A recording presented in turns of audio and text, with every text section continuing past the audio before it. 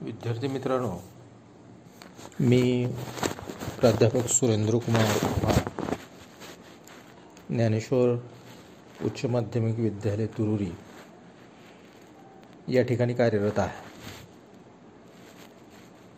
कोरोनाच्या पार्श्वभूमीवर प्रत्यक्ष टीचिंग होऊ शकत नाही आणि त्यामुळे साधारणतः आपण तंत्रज्ञानाच्या सहाय्यानं या ठिकाणी अभ्यासक्रम पूर्ण करण्याचा प्रयत्न करत आहोत.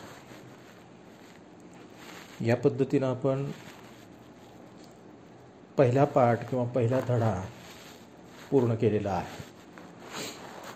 तर समाजशास्त्रामधील दुसऱ्या पाठाचं नाव आहे भारतीय समाजाचे वर्गीकरण.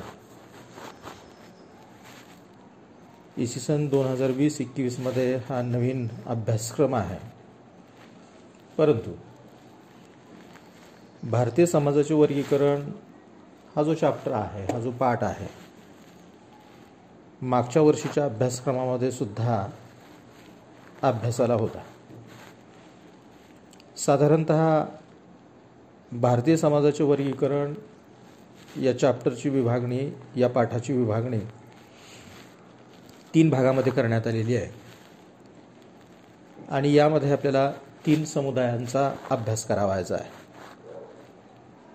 या 3 समुदायाच्या अभ्यासामध्ये पहिला समुदाय आहे आदिवासी समुदाय किंवा आदिम समुदाय, दुसरा आहे ग्रामीण समुदाय आणि तिसरा आहे शहरी अथवा नागरी समुदाय. तर साधारणतः या 3 समुदायाचा लेखाजोखा आपल्याला या चॅप्टरमध्ये घ्यावयाचा आहे. साधारणतः आपण जर पाहिलं की या 3 समुदायाच्या नावावरूनच आपल्या लक्षामध्ये काही बाबी येतात. त्यामध्ये आदिवासी म्हटला की मागासलेला असेल, ग्रामीण समुदाय म्हटला की त्याची स्थिती आदिवासीपेक्षा थोडीशी बरी असेल आणि शहरी म्हटला की शहरी समुदायाची स्थिती ही या 2 समुदायाशी ज्यावेळेस आपण तुलना करतो त्यावेळेस हा प्रगतीपथावर असलेला समुदाय आपल्याला दिसून येतो. आणि आधुनिक कालावधीमध्ये या शहरी अथवा नागरी समुदायाची संख्या ही भारतातच नव्हे तर जागतिक स्तरावर वाढत असलेली आपल्याला दिसून येते. मग नेमकी स्थिती या 3 समुदायाची कशा पद्धतीची आपल्याला पाहावयास सापडते. यामध्ये पहिला समुदाय आहे तो आहे आदिम समुदाय किंवा आदिवासी समुदाय. आता आदिवासी ही संज्ञा किंवा हे नाव, त्या संज्ञेचे अनेक अर्थ या ठिकाणी आहेत. आदिवासी समुदाय, त्याचं राहण्याचं ठिकाण काय, त्याची सामाजिक आणि सांस्कृतिक स्थिती ही कशा पद्धतीची आहे, या सर्व बाबीचा विचार आपल्याला या ठिकाणी करावा लागतो. यामध्ये अनेक समाजशास्त्रज्ञांनी, अनेक मानववंशशास्त्रज्ञांनी आपापल्या परीनं या आदिम समुदायाच्या व्याख्या करण्याचा प्रयत्न केलेला आहे. यामध्ये भौमिक देशमुख यांच्या मते आदिवासी ही एक व्यापक संज्ञा आहे. व्यापक अर्थाने यामध्ये बहुजिन्सी, वांशिक आणि आदिम गटाचा समावेश होतो आणि ते भारताचे मूळचे रहिवासी आहेत असं मत मांडण्याचा प्रयत्न भौमिक देशमुख यांनी केलेला आहे. या पद्धतीनंच अनेक मानववंशशास्त्रज्ञांनी आपापल्या पद्धतीनं या आदिवासींचा अर्थ, व्याख्या स्पष्ट करण्याचा प्रयत्न या ठिकाणी केलेला आहे. यामध्ये आंद्रे बेताई यांनी आदिवासींची व्याख्या स्पष्ट करण्याचा प्रयत्न केला आहे. साधी आणि सोपी व्याख्या आंद्रे बेताई यांनी सांगितली. ज्या समाजाच्या विशिष्ट भाषिक मर्यादा आणि सुनिश्चित राजकीय मर्यादा आहेत, अशा समाजाला आदिम समाज असे म्हणता येईल, असे आंद्रे बेताई यांनी स्पष्ट केले. आता पहा, यांनी दोन बाबी या व्याख्येमध्ये आंद्रे बेताई यांनी सांगितल्या. विशिष्ट भाषिक मर्यादा आणि सुनिश्चित राजकीय मर्यादा. म्हणजे आदिवासी जीवन जर आपण पाहिलं तर यामध्ये विशिष्ट आणि सुनिश्चित हे दोन शब्द आंद्रे बेताई यांनी महत्त्वपूर्ण असे सांगितलेले आहेत. म्हणजे ही त्यांनी केलेली व्याख्या साधी, सोपी आणि सुटसुटीत स्वरूपाची आहे. आता असा हा जो आदिवासी आहे, या आदिवासी समुदायाला भारतीय राज्यघटनेतील कलम 366-25 मध्ये अनुसूचित जमाती असा उल्लेख केलेला आपल्याला पाहावयास सापडतो. तुम्हाला साधारणतः वस्तुनिष्ठ प्रश्नामध्ये हा प्रश्न विचारला जाऊ शकतो की राज्यघटनेतील कोणत्या कलमानुसार आदिवासींना अनुसूचित जमाती असं म्हटलं जातं. त्यामुळे विद्यार्थी मित्रांनो, हे वस्तुनिष्ठ प्रश्नासाठी आवश्यक आहे, ते लक्षात घ्यावं. मग असा हा जो आदिवासी आहे, ज्याला की आपण जमात म्हणतो, अनुसूचित जमात म्हणतो, मग अशा ह्या आदिवासींची नेमकी वैशिष्ट्ये काय आहेत? वैशिष्ट्ये म्हणजेच त्याचे गुणधर्म काय आहेत? आता त्याची वैशिष्ट्ये आपण एक एक करून अभ्यासूया, जेणेकरून आदिवासी समुदाय तुमच्या लक्षामध्ये चांगल्या प्रकारे येईल. यामध्ये या आदिम समुदायाचं पहिलं वैशिष्ट्य आहे भौगोलिक अलिप्तता. आता पहा, आदिवासी हा भौगोलिक दृष्टिकोनातून अलिप्त असलेला किंवा अलिप्त असलेली ही जमात आहे. त्याचं कारण असं की आदिम जमाती या विशिष्ट भौगोलिक प्रदेशामध्येच रहिवास करतात. आता त्यांचा विशिष्ट भौगोलिक प्रदेश जर आपण पाहिलं तर ते जंगलामध्ये राहतात, डोंगराळ भागामध्ये राहतात, दऱ्याखोऱ्यामध्ये राहतात, पाण्याने वेढलेल्या भूभागावरती राहतात. अथवा आपण म्हणूया की जो भाग अतिशय दुर्गम स्वरूपाचा आहे, अशा दुर्गम स्वरूपाच्या भागामध्ये ते अधिवास करतायत, रहिवास करतायत. आता ही तुम्हाला सांगितलेली सर्व ठिकाणं जर आपण बघितली तर ही सर्व ठिकाणं विशिष्ट स्वरूपाचे भौगोलिक प्रदेश आहेत आणि त्या प्रदेशामध्येच तो राहतोय. परंतु अलीकडील आधुनिक या कालावधीमध्ये आदिवासी समुदायाने दोन समुदायामध्ये स्थलांतर केलेलं आहे. यामध्ये ग्रामीण आणि शहरी भागामध्ये तो स्थलांतरित होत आहे. जो आदिवासी ग्रामीण आणि शहरी समुदायामध्ये स्थलांतरित झालेला आहे, म्हणजे बिगर आदिवासी लोकांच्या समाजामध्ये तो स्थलांतरित झालेला आहे, अशा या बिगर आदिवासी समाजासोबत तो मिळून मिसळून सध्या राहत आहे. परंतु मूळ आदिवासींचं वसतिस्थान, त्यांचं राहण्याचं ठिकाण जर आपण बघितलं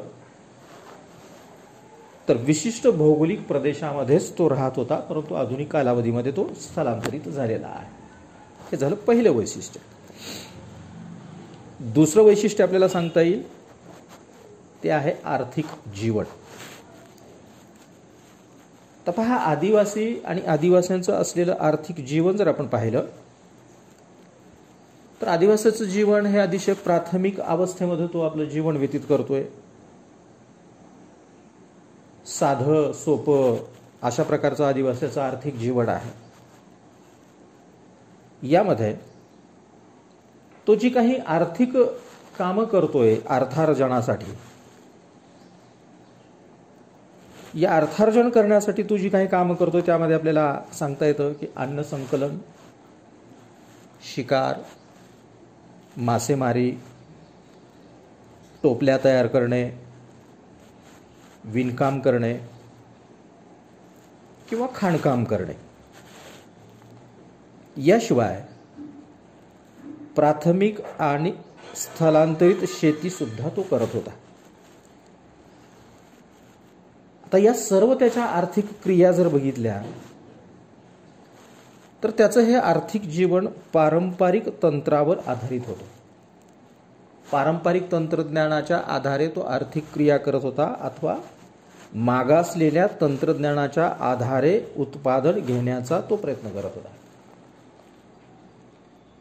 म्हणजे पारंपरिक तंत्रज्ञानाच्या आधारे आर्थिक उत्पादन घेत असल्यामुळं आदिवासाचं उत्पादन हे अतिशय कमी होतं, उत्पादन कमी निघत होतं, अथवा आपण म्हणूया की पोटापुरतं उत्पादन निघत होतं. आणि त्याची ही जी आर्थिक क्रिया आहे, आर्थिक क्रियेमध्ये वस्तू विनिमय पद्धतीचा तो अवलंब करत होता. म्हणजे साधारणतः जगा आणि जगू द्या, एकमेकांच्या गरजांची परिपूर्ती करण्याचा प्रयत्न करत होते. वस्तूच्या स्वरूपामध्ये या ठिकाणी आदान आधी प्रदान केलं जात होतं, कारण की याच्याकडे चलन नव्हतं. आणि त्यामुळे तो वस्तूची आदला बदली या ठिकाणी करायचा. कसल्याच प्रकारच्या पायाभूत स्वरूपाच्या सुविधा या आदिवासी भागामध्ये नव्हत्या. साक्षरतेचं प्रमाण अतिशय नगण्य स्वरूपाचं होतं. म्हणजे हा निरक्षर होता, भोळा भाबडा होता. आणि त्यामुळं तोटपुंजा स्वरूपाच्या उत्पादनावरती उदरनिर्वाह चालत असल्यामुळं जीवनसत्वयुक्त आणि समतोल स्वरूपाचा आहार याला मिळत नव्हता. आणि त्यामुळे आरोग्यविषयक समस्याही मोठ्या प्रमाणात होत्या. यावरून एकंदरीत आपल्या लक्षामध्ये येतं की आदिम समाज हा आर्थिक दृष्टिकोनातून अतिशय मागासलेला होता. अर्धपोटी जीवन तो व्यतीत करत होता. म्हणजेच आर्थिक तंत्रज्ञान हे अतिशय मागासलेल्या स्वरूपाचं होतं. आर्थिक जीवन हे अतिशय हालाकीच्या स्वरूपाचं या ठिकाणी होतं. त्यानंतर आपण पाहूया तिसरं वैशिष्ट्य, अस्मितेची जाणीव. तर पहा, आदिवासाच्या संदर्भामध्ये आपण म्हटलं की याचं विशिष्ट भौगोलिक स्थान आहे, याचं ठिकाण निश्चित आहे. आदिवासी लोक आजही आपण पाहतोय की स्वतःची वैशिष्ट्यपूर्ण ओळख हे जपतायत. आणि अशी स्वतःची ओळख जी आहे, ही जी अस्मिता त्यांची आहे, त्यामुळे आदिवासी हे परस्पराशी जोडले गेलेले आहे. तो विशिष्ट भौगोलिक प्रदेशामध्ये राहतो, विशिष्ट भौगोलिक सीमामध्ये तो राहतो. आणि विशिष्ट भौगोलिक सीमामध्ये राहत असल्यामुळं आदिम समुदायाच्या अस्मितेचं ते मूळ कारण आहे. या अस्मितेमुळेच आदिवासी जमाती आजही टिकून आहेत. आणि यामधूनच आपल्याला असं दिसतं की आदिवासींची किंवा आदिम समुदायाची विशिष्ट अशी नावं आपल्याला दिसून येत आहेत. उदाहरण जर आपण पाहिलं तर वारली आहे, गोंड आहे, नागा आहे, खासी आहे, इरुला आहे, वगैरे वगैरे. या प्रकारची विशिष्ट नावं आणि त्यांची अस्मिता या ठिकाणी टिकून असलेली दिसते. आणि त्यामुळेच त्यांच्यामध्ये सांघिक आणि ऐक्य भावना मोठ्या प्रमाणात दिसून येते. म्हणजे एकत्व, आपलेपणा, एकजिन्सीपणा, सांघिकपणा, ऐक्यभाव, या भावना विशिष्ट प्रकारची अस्मिता निर्माण झाल्यामुळेच त्यांच्यामध्ये मोठ्या प्रमाणात आपल्याला पाहावयास सापडतं. चौथा मुद्दा आहे आंतरविवाही समूह. आता साधारणपणे आदिम लोक जर आपण पाहिले तर ते जमाती बाहेर विवाह करत नाही. मग हे विवाह कुठं करतायत?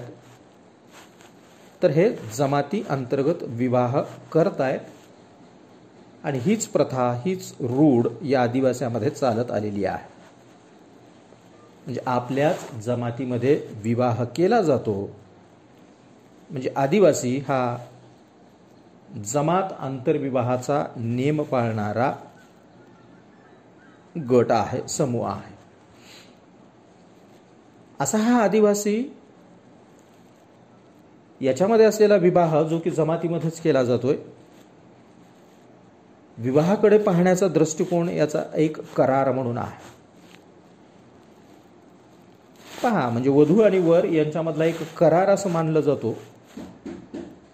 आणि त्यामुळे आदिवास्यामध्ये घटस्फोट घेतला जातोय, दिला जातोय, ज्याला की काडी मोड असं संबोधलं जातं.